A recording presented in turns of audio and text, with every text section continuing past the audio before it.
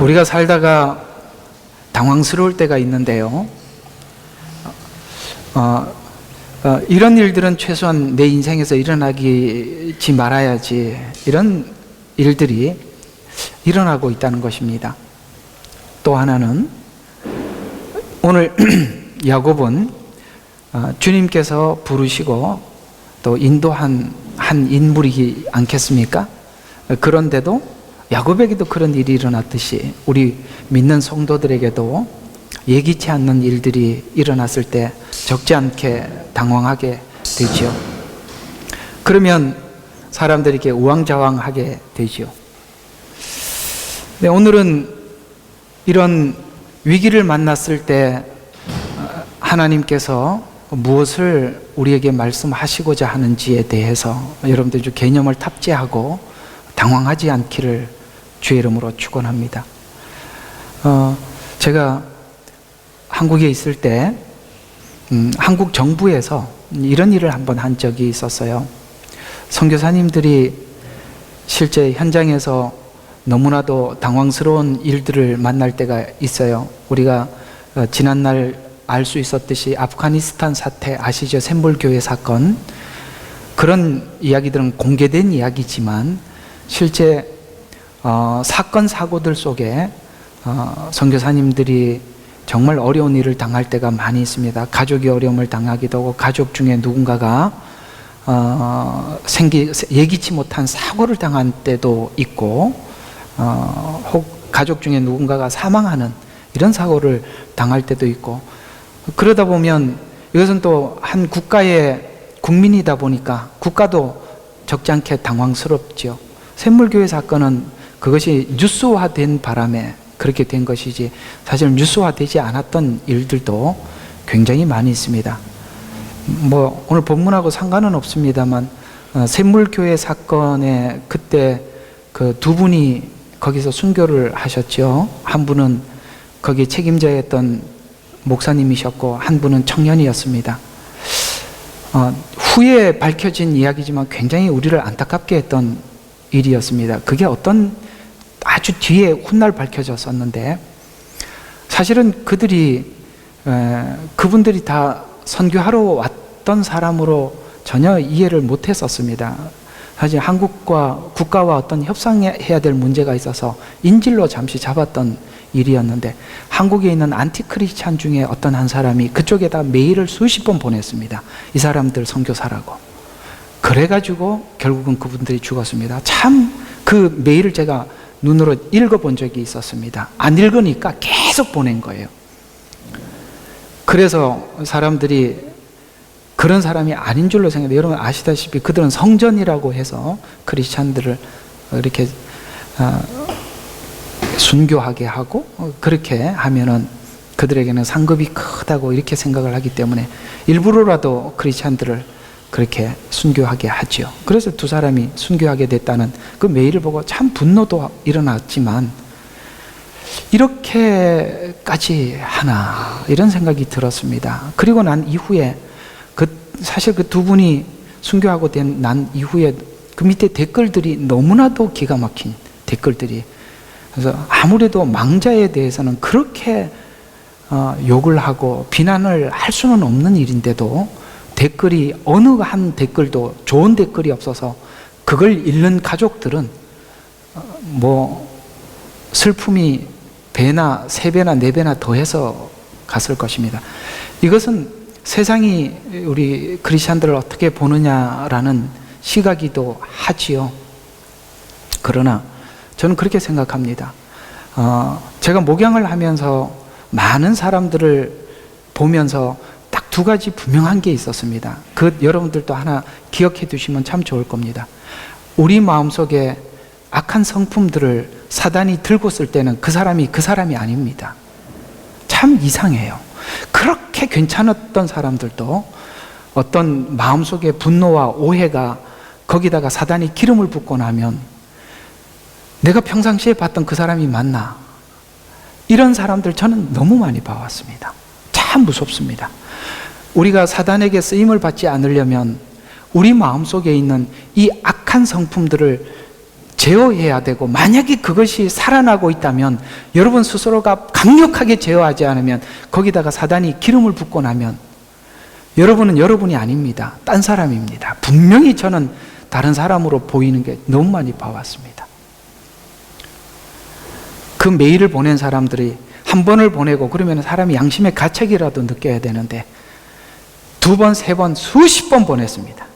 그래서 결국은 그 상대방이 그 글을 읽고, 그래서 그 목사님이 순교하죠. 그 목사님이 그 간증들을 들어보면 그 목사님이 최후에 그 사람들을 불러놓고 그랬답니다. 만약에 그들이 하나하나 불러내서 우리들을 이렇게 죽인다면 제가 가장 먼저 가겠습니다.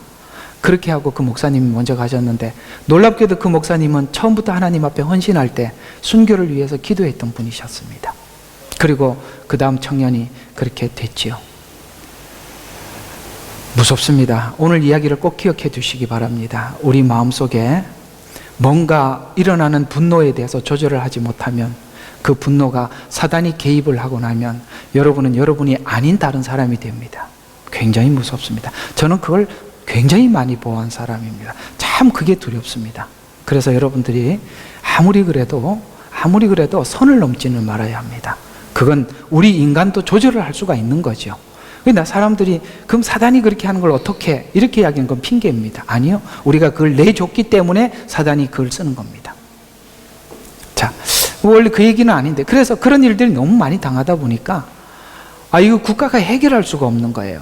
그래서 선교사님들을 국가에서 교육을 시키기로 했어요. 그래서 제가 그 교육을 참석을 했어요.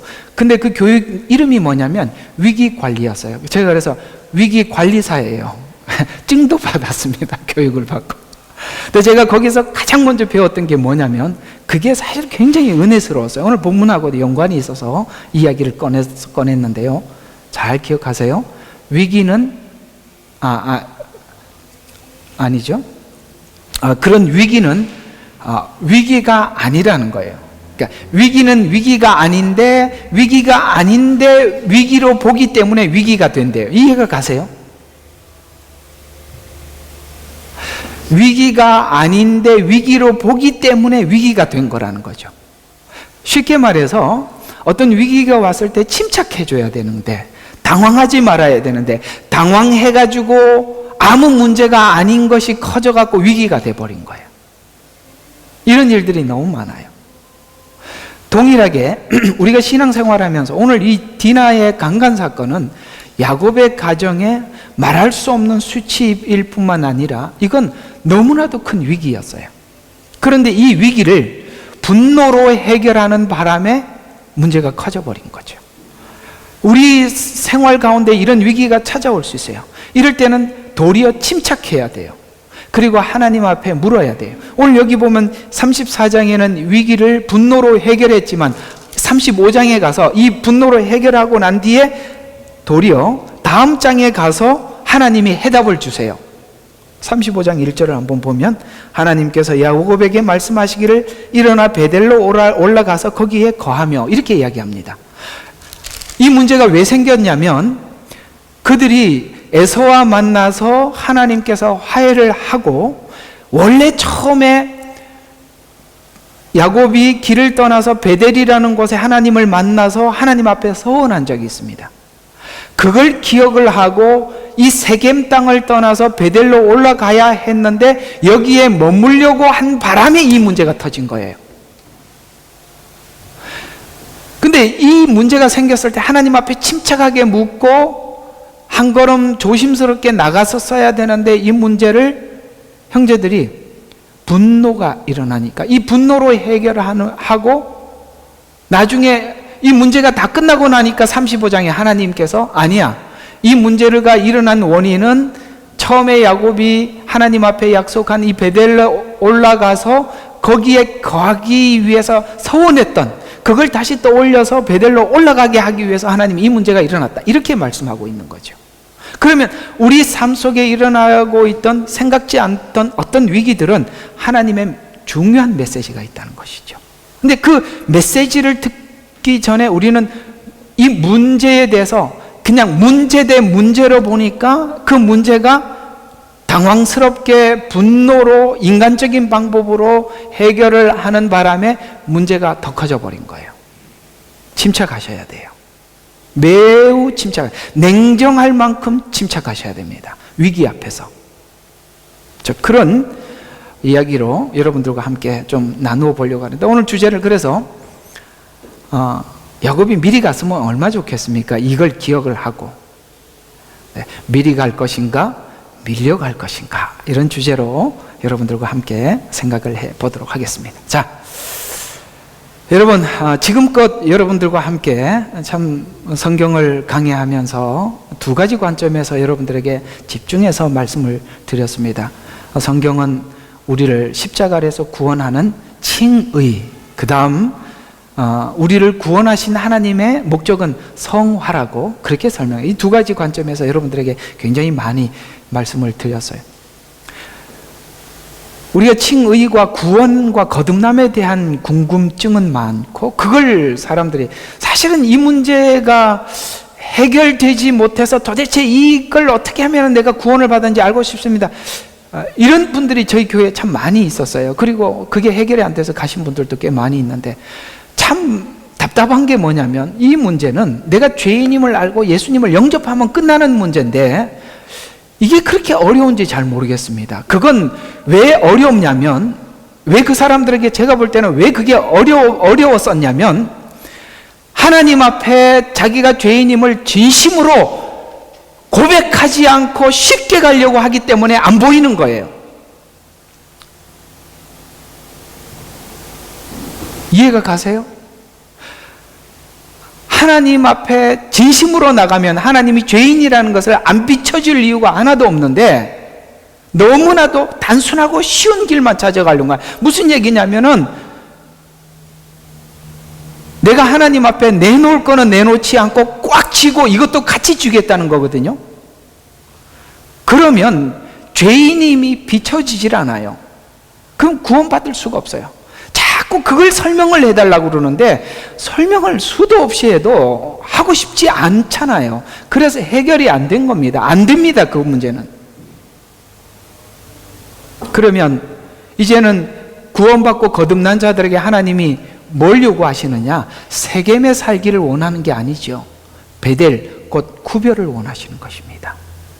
그래서 부르심과 부르심의 목적지를 처음부터 알고 가면 좋지만, 그러나 저희 교회 같은 경우에는 이걸 많이 설명을 했기 때문에 아마 여러분들은 알 겁니다. 하나님 뭘 요구하시는지.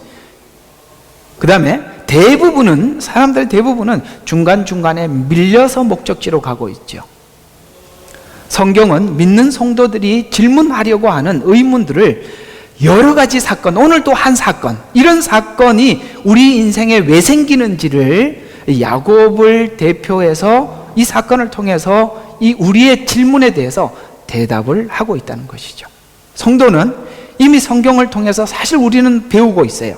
배운 성경이 그것이 내게 실용적으로 힘이 되는가는,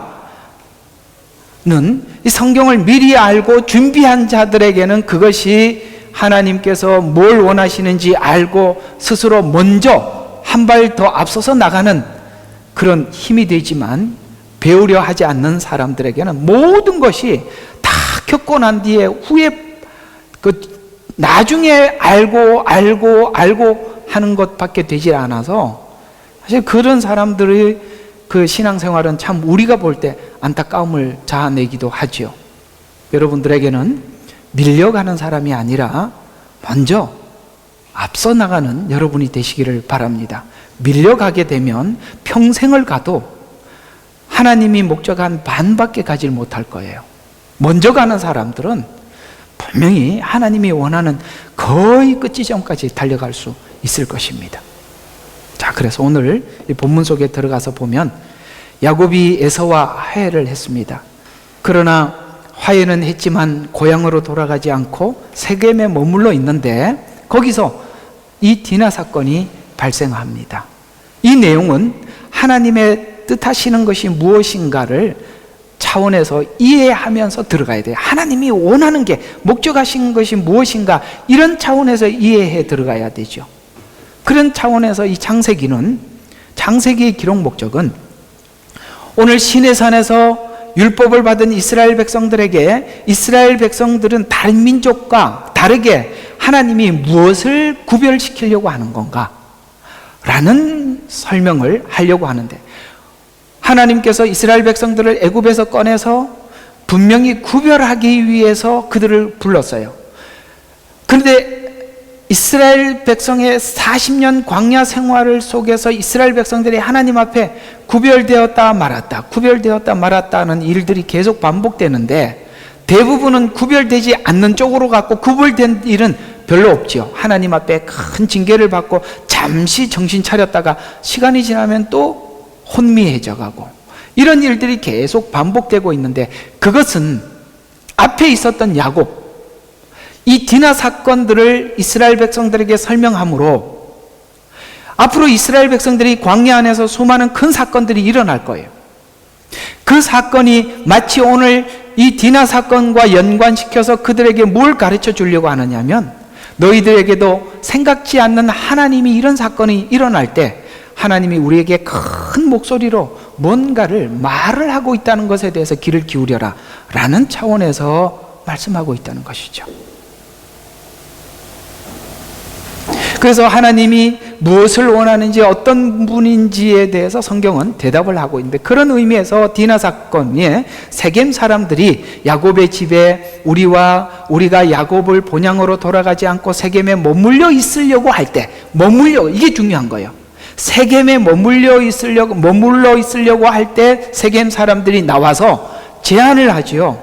뭐라고 제안하냐면 한 민족이 되자는 제안을 하는데, 오늘 본문에 그렇게 한 민족이 되자, 여기서 매매도 하고 땅도 줄 테니까 내 아들 너희 딸 이렇게 결혼하고 너희 딸 우리 아들 이렇게 결혼을 해서 여기서 같이 살자 라고 이야기할 때, 쉽게 말해서 하나님께서 이런 사건을 일으킬 때는 우리가 세상과 구별하기 위해서 우리를 구원했는데, 그 구별에 대한 경계가 느슨해질 때 정신을 차리고 우리가 가야 할 방향을 정신 차려서 가게 만들기, 그래서 하나님이 이 사건을 일으키시더라는 것이죠. 그래서 우리가 예수님을 믿더라도 긴장의 끈을 놓게 되면 하나님께서 다시 긴장할 수밖에 없는 사건을 일으켜서 우리로 하여금 다시 가던 길을, 잊었던 길을 보게 하고 가게 하시더라는 것이죠. 바로 이 문제가 디나 사건의 가장 중요한 원인이었어요. 이것은 창세기에서 계속 강조해왔던 족장사를 통해서 설명하고자 하는 강조점인데, 예를 들어서 이런 이야기가 앞에 창세기 10장 굵은 의미에서 이런 이야기로 등장하고 있는데요, 창세기 11장은 바벨탑 사건이 기록되어 있습니다. 그런데 바벨탑을 쌓지 못하게 한 이유에 대해서 족장, 곧 하나님께서는 갈대아 우르 그곳에서 바벨탑을 쌓았던 그 지역이죠. 거기서 아브라함이라는 한 사람을 불러서 대답을 하고 있습니다. 왜냐하면 바벨탑은 인간의 나라를 만들자는 것이 주된 목적이었어요. 하나님을 등지고 사람의 나라를 만들자. 그러면 하나님 입장에서 봤을 때 이 길은 분명히 파멸로 갈 수밖에 없는 길이에요. 그래서 그 길로 몰고 가려고 하는 인간의 하나님이 개입하시고 찾아오셔서 아브라함을 불러내서, 그래서 11장에 인간의 나라를 만들려고 할 때 하나님의 언어를 통해서 흩어버리시고, 아무도 하나님을 찾지 못하고 가만히 두면 죽고 멸망할 수밖에 없는 상황에 하나님이 개입하셔서 아브라함을 불러서 사람이 사람 나라를 만들려고 하는 것과 하나님 나라를 어떤 식으로 만들어 가는가를 아브라함을 통해서 지금부터 설명해 들어가는 것이 12장 이야기라는 말이죠. 그러니까 그렇습니다. 사실은 우리 인생 속에 예수님을 믿고 달려가고 있지만 하나님이 계속 우리 삶 속에 개입해 주지 않으면 우리는 금방 바벨탑을 쌓았던 인류처럼 믿으면서도 하나님이 원치 않는, 하나님이 반하는 그런 믿음의 방향으로 갈 수밖에 없는 이 연약한 우리들을 계속 하나님께서 이렇게 인생 속에 부르시고 간섭하시고 말씀해 주시는 바람에 우리가 계속 놨던 정신줄을 정신줄을 뭐 해야 된다고 그러죠? 잡고 그렇게 말을 해야 되는구나. 정신줄을 잡고 가던 길이 어느 방향인지 내가 잃어버렸던 것을 다시 한번 점검하고 이렇게 하시기 때문에 지금까지 온 거라 이 말이에요. 그래서 작고 크고 작은 사건들이 여러분의 인생 속에 계속 일어날 수밖에 없었던 것이죠. 그래서 연이어 나올 수밖에 없었다. 모든 인류가 묶여 심판과 파멸로 가려는 인류를 한 사람 한 민족을 택해서 민족과 인종의 구별이 아니라 그냥 아브라함과 아브라함이 자녀가 아닌 이렇게 구별 정도가 아니라 사람이 만들려고 하는 세상 나라와 하나님 나라를 구별해서 다르다는 것이죠. 그래서 야곱은 분명히 하나님이 원하는 그곳, 하나님이 원하는 지점에 가서 거기서 훈련을 받고 거기서 양육을 받아야 되는데 세상 사람들이 선뜻 제안을 하죠. 여기 머무러라. 우리와 함께 결혼하자. 우리가 땅도 주고 필요한 걸 다 줄 테니까 우리하고 함께 살자. 이 제안에 우리는 모두 다 달콤해 그 자리에 주저앉으려고 하지만 하나님께서 간섭하는 사람은 결코 그 자리에 주저앉아 있지 못하도록 이 사건을 일으켜 이 가족이 세겜을 떠나서 베델로 올라갈 수밖에 없도록 하나님이 그렇게 만들어 가시더라는 것이죠. 여러분, 오늘 이 디나 사건이 여러분 인생 속에 있었나요? 이건 하나님이 선택한 야곱이기에 이런 일이 있을 수밖에 없어요. 세상 사람들에게는 하나님이 그런 일을 일으키지 않습니다. 하나님을 믿는 믿음의 사람들에게는 끊임없이 하나님의 이 간섭이 이토록 환난으로 찾아올 수밖에 없는 것이죠. 이 구별된 의식 때문에 이삭의 아내를 본토에서 데려와 혼인하여 구별됨을 지키려고 했던 것도 아브라함이 그런 의미에서 했던 것이죠. 그런 관점에서 디나 사건은 구별된 나라와 하나님 나라와 세상 나라와 구별을 지킨다는 뜻에서 하나님만이 우리의 삶의 이유요 내용이 되려는 하나님 나라 아시겠습니까? 하나님만이 이유와 목적, 내용이 되려는 그런 나라를 세우려는 하나님 목적에 대한 이해가 야곱과 야곱의 아들들에게는 지금 전혀 없다는 거예요. 이게 문제예요. 마치 오늘 우리식으로 표현을 하자면 우리가 예수님 믿고 거듭났지만 아직 하나님이 우리를 거듭나게 하신 목적이 거룩과 구별에 있다는 것을 이해에 대한 무지. 그래서 칭의는 경험했지만 성화에 대한 이해와 재림에 대한 이해가 없어서 그냥 땅에 안주하고 살려고 하는, 그래서 모두 다 이렇게 생각을 하게 되면 그저 기복신앙으로 갈 수밖에 없어. 오늘 여기 세겜이 제안한 대로 이게 웬일이야, 너무 감사하네, 내가 하나님과 화해하고 형과 화해하고 문제가 해결이 되었더니 여기서 복 주시네 하고 세겜에 머물러 버렸었을 거예요. 결코 하나님은 여기가 목적이 아니라는 것을 이 사건을 통해서 말씀하고 있는 것이죠. 그런 관점에서 디나 사건을 통해 주시려는 메시지는 생긴 사건은 하나님 관점에서 관찰하지 않고 단지 그들이 아직 그런 이해가 없다 보니까 상처난 자존심과 복수심으로 살육하고 노력하는 것으로 그냥 마무리되는 것이 오늘 34장의 이야기란 말이죠. 어때요? 이런 이해가 없으니까 이런 문제가 생길 때마다 복수심으로 대항했었지 않습니까? 이제는 여러분들에게는 결코 이런 사건들 앞에서 그저 복수심이나 대갚아 주려고 하는 보복심리로 대응하지 마시고 이런 일이 있을 때마다 하나님, 내가 해야 할 일이 무엇입니까? 내가 머물지 말아야 할 곳에 머물러 있나요? 이렇게 하나님 앞에 묻고 하나님의 뜻을 쫓아 갈 수 있는 성숙한 여러분들이 되시기를 주의 이름으로 축원합니다. 교회 집사가 되고 교회 권사가 되고 교회 장로가 되면 이런 안목이 있어야 되는 거예요. 그래야 다음 사람들에게 문제가 생겼을 때 이런 권면을 할 수 있는 사람이 되는 거예요. 왜 교회에 직분자들을 세워놓고 미리 세운 사람들이 이런 걸 경험하게 하시느냐 하면 이런 걸 통해서 사람들을 지도할 수 있는 능력을, 바로 이런 안목을 가져야 가능한 일이죠.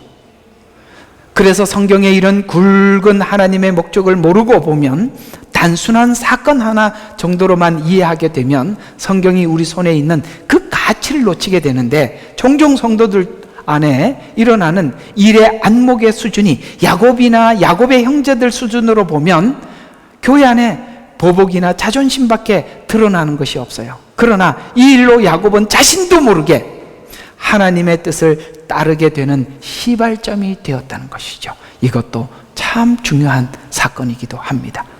자, 이 내용을 성경은 이렇게 설명해서 우리에게 전해주고 있어요. 자, 이 사건이 무슨 사건이냐를 설명해 가는 성경은 바로 고린도전서에 보면 질그릇 안에 보배 사건인데요. 자, 질그릇이 깨어지는 사건을 통해서 내 안에 무엇이 있었는지를 확인하는 은혜가 필요한 거예요. 그래서 하나님이 디나 사건은 마치 질그릇이 깨어지는 것과 같이 깨진 사건인데, 이걸 확인하는 순간 우리는 우리 자신에 대해서 놀라고 체념할 수밖에 없어요. 우리가 예수님을 믿고 따르면서 항상 우리 스스로가 무너지는 부분이 뭐냐면, 나는 예수님을 믿고 지금까지 달려오면서 뭔가가 달라진 것 같은데 하나도 달라진 것이 없는 내 자신을 볼 때 얼마나 절망하고, 그래서 오늘 체념할 수밖에 없는 거예요. 그 체념으로 끝나지 않고 도리어 그 안에 있는 깨짐으로 인해서 내가 이렇게 작은 사건에도 깨지는구나라는 것을 보고 체념하게 하지만, 이것이 하나님을 의존하게 만드는 거예요. 마치 빛이 창조된 것과 같이 은혜의 복음이 내 안에서 무언가를 지금도 그저 거듭나고 구원받고 천국에 가는 이 일로 끝난 것이 아니라, 그 빛이 하나님께서 창세기의 창조 사건이 내 안에 계속 일어내고 있다는 거죠. 왜냐하면 어두움을 하나를 지우시고 하나님의 빛을 집어넣어서 하나님의 창조의 사건을 내 속에서 또 일으키시고, 어둠을 몰아내고 빛을 비추시고 또 창조해내시고, 마치 갈라디아서에서 말씀하신 것처럼 육체의 소욕은 하나둘 하나님이 지워가시며 성령의 소욕으로 채워가듯이, 그 창조의 사건은 이례적으로 거듭난 것으로 끝난 것이 아니라 새 사람으로 만들기 위해서 계속 이 일이 하나님께서 하고 계신다는 것이죠. 그래서 내 안에서 무언가를 창조해내고 있다는 것인데, 그것은 거룩한 보배가 있음을 알도록 해서 고린도후서 4장 6절과 7절에 보면, 어둠 속에서 빛을 비치라고 명령하신 하나님께서 예수 그리스도의 얼굴에 있는 하나님의 영광을 아는 빛을 주시기 위해 얼굴에 있는 빛, 아멘. 이게 무슨 뜻이냐면, 사람들이 예수 그리스도를 본다고 이야기를 해요. 그런데 예수님을 보기는 보는데 예수님의 어떤 부분을 보느냐 보면 사람마다 보는 게 달라요. 그런데 하나님께서는 우리에게 뭘 보기를 원하시냐면 얼굴을 보기를 원하는 거예요. 여러분 있잖아요, 어떤 사람에 대해서 막 화가 나고 분노가 나더라도 내가 그 사람 보면 가만히 안 있겠다, 내가 보기만 해라 그러는데 이상하게 보고 나면 못하겠죠. 말이 너무 쉽게 끝나서 이상하나요? 사람 막상 얼굴을 보면 못하잖아요. 우리가 어떤 사람에 대해서 화가 나고 보복하는 심리가 생겨도 사람의 얼굴을 보면 그렇게 못해요. 그러나 우리가 하나님의 얼굴을 구하고 그 얼굴을 기억하면서 살면은 결코 엇길로 갈 수가 없어요. 오늘 여기에 어디를 보라고요? 예수 그리스도의 얼굴에 있는 하나님의 영광을 아는 빛을 주셔서 우리는 그 얼굴의 빛을 보았어요. 그래서 그걸 우리 마음에 비췄기 때문이에요. 그러나 우리가 이 보물을 질그릇에 가졌으니 이는 그 능력의 탁월함이 하나님께 있는 것이지 우리에게 있는 것이 아니라는 것을 계속 확인시키는 거예요. 왜냐하면 그 얼굴을 우리에게 계속 비춰주지 않으면 계속 우리에게 있다고 생각하기 때문에 그렇습니다. 그래서 내가 얼마나 연약하고 형편없는 것인지 자꾸 깨지게 만드는 거죠. 그래서 내가 너희에게 전해준 이 복음을 내가 알고 깨달아진 복음이 아니라 내 안에서 하나님이 창조한 빛과 같이 들어와 비춰진 복음을 너희에게 전하고 있는 중이라고 말씀하고 있는데, 그래서 복음과 구원의 내용이 내가 얻은 어떤 결과가 아니라 질그릇 안에 들어온 보배인데, 이 보배를 소유한 질그릇이 깨져야 내 안에 들어온 보배가 세상에 드러나기 때문에 나는 깨지는 것을 두려워하지 않는다. 그래서 이제는 우리가 주님 앞에 점점 담대해져가는 부분이 하나가 있다면, 하나님 저 깨지는 거 하나도 안 두려워요. 깨져도 괜찮아요. 깨질 때마다 저는 저의 형편없음과 연약함이 도리어 하나님을 더 의존하도록 합니다. 그러기에 저는 깨지는 게 두려워하지 않아요. 미천 다 드러나도 부끄럽지 않아요. 그래서 이상하게 기독교만 유일하게 어떤 간증을 하느냐면, 저 이렇게 형편없는 인간이에요. 저 완전히, 이런 말은 이렇게 해도 되는지, 저 정말 개판이거든요. 이렇게 이야기를 하는데 다들 앉아서 은혜스럽다고 웃고 있어요. 저 사람하고 다시는 만나면 안 되겠다 이런 생각은 안 하고. 왜 웃어요? 아니, 듣는 사람이 왜 웃냐고요? 똑같으니까. 그래서 그 사람이 나 이렇게 형편없어서 주님이 은혜로 저를 건져주셔서 저는 이제는 순교해도 하나님 앞에 할 말이 없는 사람이에요. 감사할 뿐이죠. 이런 이야기를 세상 사람들이 누가 하냐 이 말이죠. 깨질수록 보배가 드러나게 되더라. 그래서 이어서 이런 말이 계속 나와요. 그래서 하나님 깨트려도 좋아요. 깨지게 해주세요. 그래서 이렇게 이야기합니다. 4장 8절부터 11절, 고난을 당해도 괴로워하지 않고 당혹스러운 일을 당해도 절망하지 않아요. 왜? 깨지는 것이 좋은 거니까.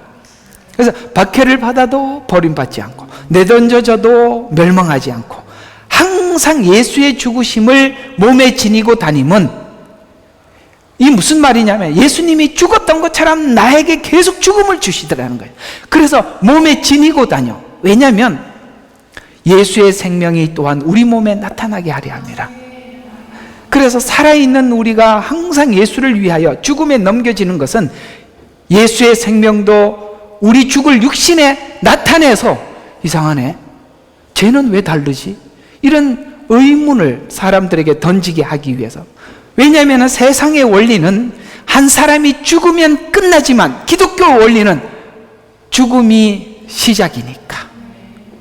그래서 오늘 여기 이 디나 사건은 도리어 야곱의 가정을 각성케 하고 베델로 올라가게 하고 드디어 한 사람 아브라함으로 시작했던 그 민족이 야곱에 와서는 한 족장 시대로 바뀌고, 그 다음에 앞으로 우리 출애굽기에 가서 하겠습니다만 거기서 국가로 바뀌고, 국가로 바뀌었던 것이 예수님이 십자가에 죽으신 이후에 너희는 가서 모든 민족에게 이르러서 모든 나라로 퍼져나가는, 이것이 바로 하나님의 일하시는 방법인데, 앞으로 미래에 있을 큰 열매를 생각하면 오늘 이 사건은 필연적으로 야곱의 가족에 마이너스가 된 것이 아니라, 수치를 남긴 것이 아니라 앞으로 미래를 향해서 나가게 되는 하나님의 은혜라는 것을 그들이 알게 되더라는 것이죠. 이것이 내 안에서 만든 원리가 아니며 하나님께서 비춰주신 복음의 원리, 죽음과 부활의 원리로 믿게 해주신 원리인데, 깨어져 보니 내 안에 무엇이 있든지 알겠더라.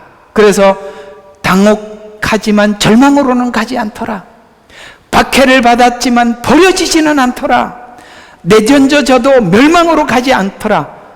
나는 그럴 때마다 죽음을 통해서 부활을 배울 뿐이다 라고 고백한 고린도후서 4장의 이 고백은, 우리가 디나 사건을 만나고 우리 삶의 위기를 만날 때마다 얻었던 진리였기 때문에 우리는 오뚜기 인생을 살아가게 되더라는 것이죠.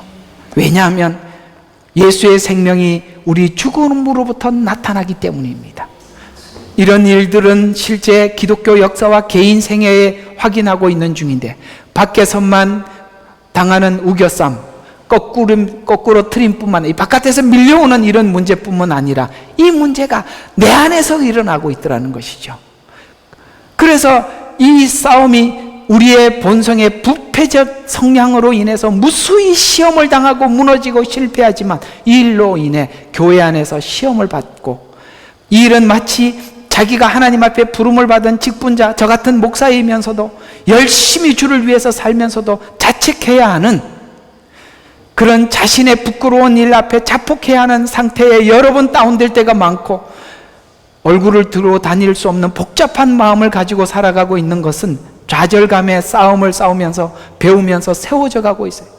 사실은 설교하고 있는 저도 여러분들에게 부끄러워서 끝나고 난 뒤에는 진짜 이거 내가 할 말이 아닌데 이런 말을 한 적이 한두 번이 아니라 이 말이에요. 모르셨죠? 그렇습니다. 제가 뭐 여러분들보다 나아서 그런 게 저는 항상 그런 생각이에요. 하나님, 창세기 끝나면 설교 그만해도 되나요? 뭐 이런 맨날 그런 생각만 하고 오늘이 마지막 설교 맞나요? 뭐 이런 생각이 매일 듭니다. 그런데도 내려가서는 여러분들 은혜 받았는 거 얼굴을 보면은 창피해서 차 타고 가면서 오늘 설교한 거 생각하면 그때 소리 빽 질렀던 거 생각해 보면 이야, 이건 나보고 해야 할 말인데 여러분들한테 내질러 버리고 창피해서 부끄러워서 우리 사모님 옆에 있는데 그것도 저 주일학교 하러 가서 못 들어서 다행이지. 그 들었으면 앉아서 얼마나 욕했겠어요. 사실 앞에 있으면 더 말을 못 할 텐데 없으니까 여러분 좀 모르니까 막 이야기. 그거 사실 내 얘기인데 뭐 얼마나 창피한지 몰라. 다시 가서 있잖아요. 녹음기 틀어놓고 들어보면요. 내가 왜 설교를 했나 이런 생각이 든다 이 말이에요. 이게 그런 거예요. 그게 여러분에게만 일어나는 일이 아니라 사실은 바깥에서 오는 일에 내 안에서 이런 일들이 수도 없이 일어나는데 이걸 하면서 좌절감 때문에 싸우면서 배우고 세워져 가고 있는 거예요.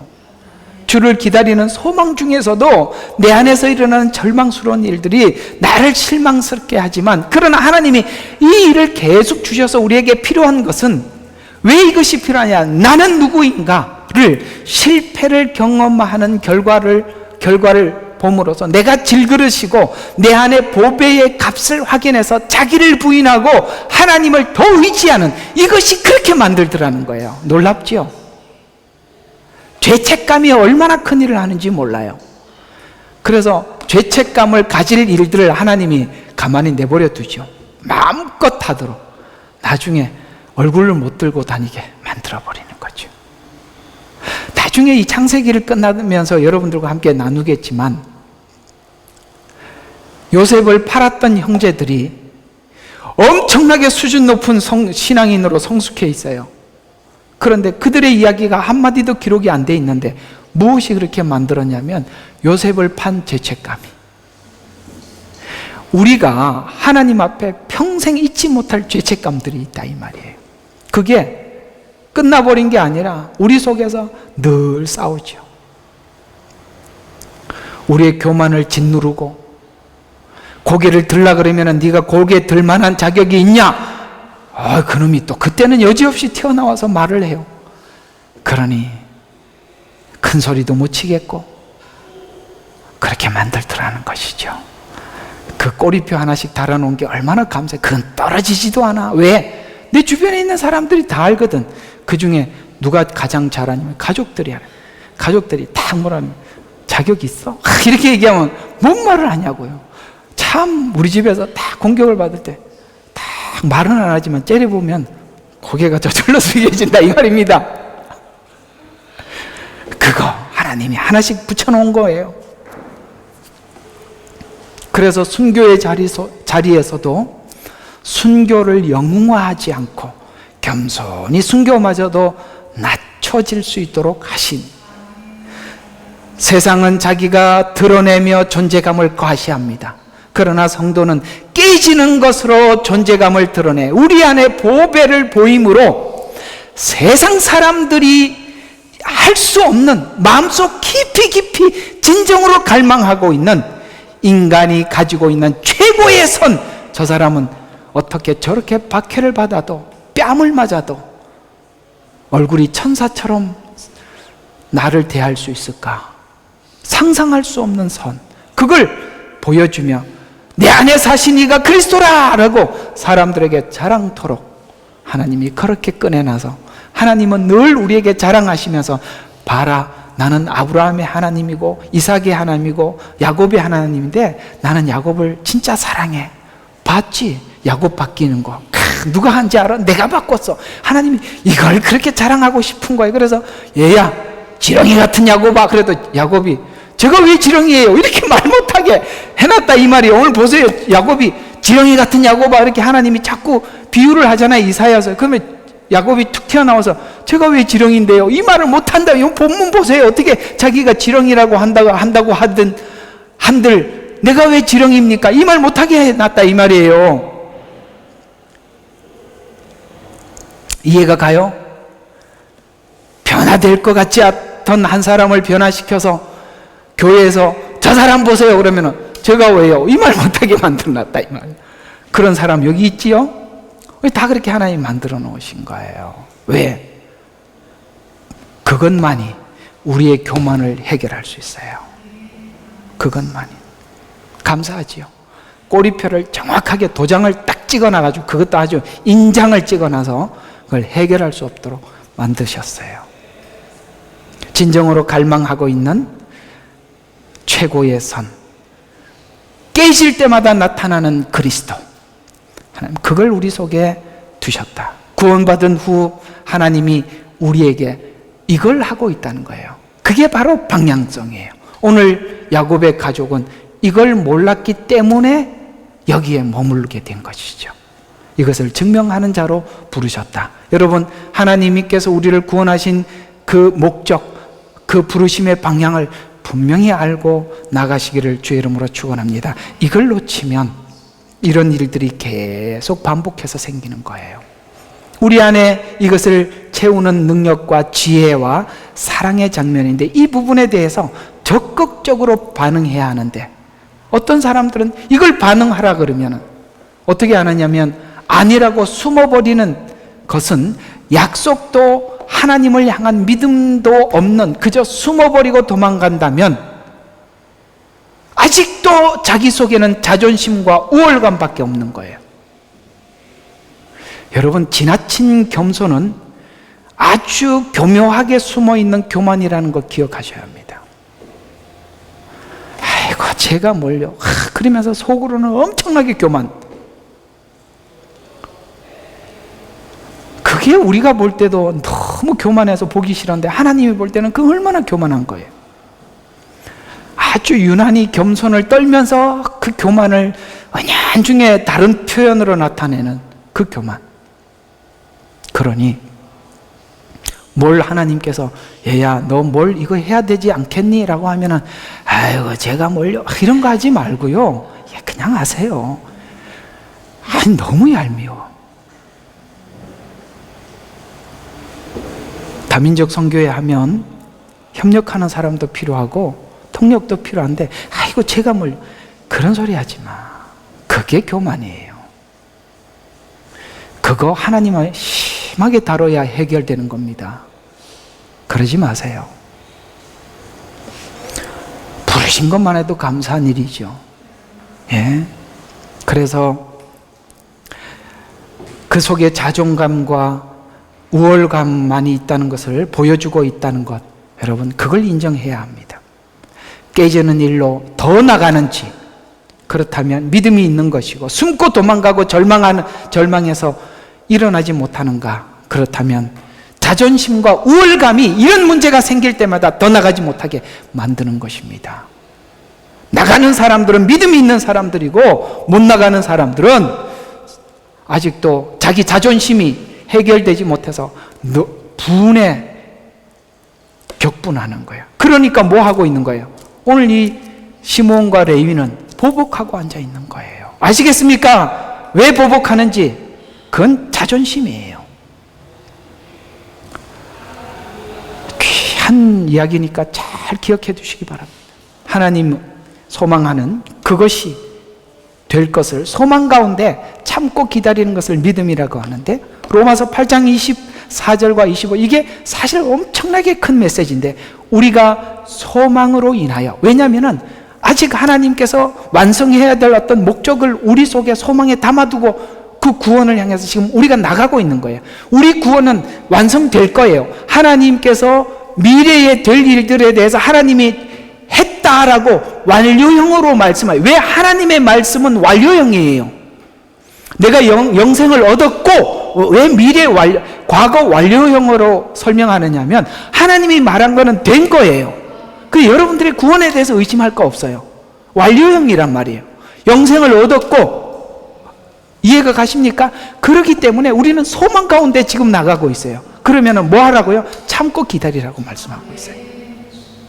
그래서 보이는 소망은 소망이 아니라 사람들이 보는 것을 왜 바라래? 지금 현재 이것이야 전부가 아니라는 거예요. 하나님이 목적하시는 소망이 있어요. 그러나 만일 우리가 보지 못하는 것을 바란다면 지금 해야 될 것은 뭐로 해야 돼요? 인내로 기다려. 인내란 시간이 필요하다는 거죠. 이것이 뭔지 우리는 하나님께서 우리를 완성시켜 놨을 때 어떤 모습일지 우리는 아무것도 그림을, 왜냐하면 부활을 이렇게 설명을 이야기했어요. 고린도전서의 부활을 15장에 이렇게 말해요. 여러분, 씨앗과 열매를 비교해 봤을 때 이 씨앗이 열매가 나면 이렇게 될 것이, 이런 열매가 날 것이라는 것에 대해서 씨앗을 가지고 힌트를 잡을 수 있나요? 전혀 못 잡습니다. 씨앗과 열매는 너무 달라요. 그죠?